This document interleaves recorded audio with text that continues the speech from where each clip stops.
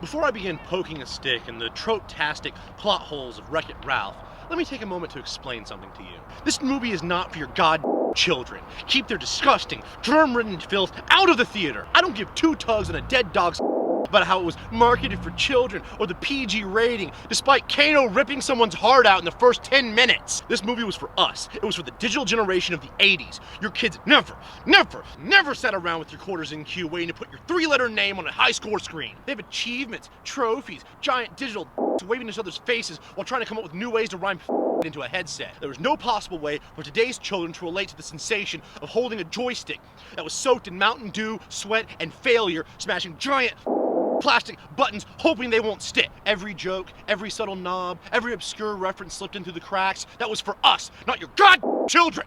Synopsis time. Donkey Kong is tired of Mario kicking his ass all day and runs away from home to piss off Master Chief and play Mario Kart. Wreck-It Ralph does a swell job of putting an 8-bit character through a midlife crisis. If you had the same thankless job day in and day out for 30 years, you'd probably lose it too. Frustrated with his lot in life, Ralph begins game hopping, attempting to find his inner good guy using the only two skills programmed to him: climbing and destroying.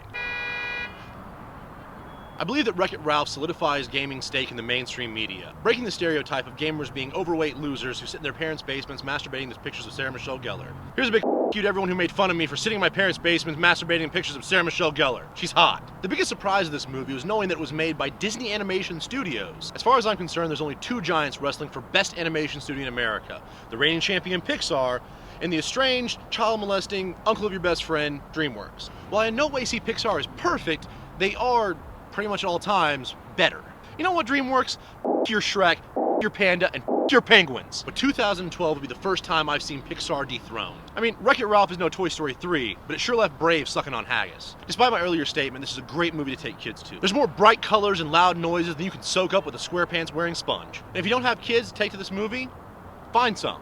I'm not condoning kidnapping, but stop by an orphanage, check with the Duggars. I'm sure they won't miss one or two. They've got like, what, 19 now? Final verdict, 7 out of 8 bits.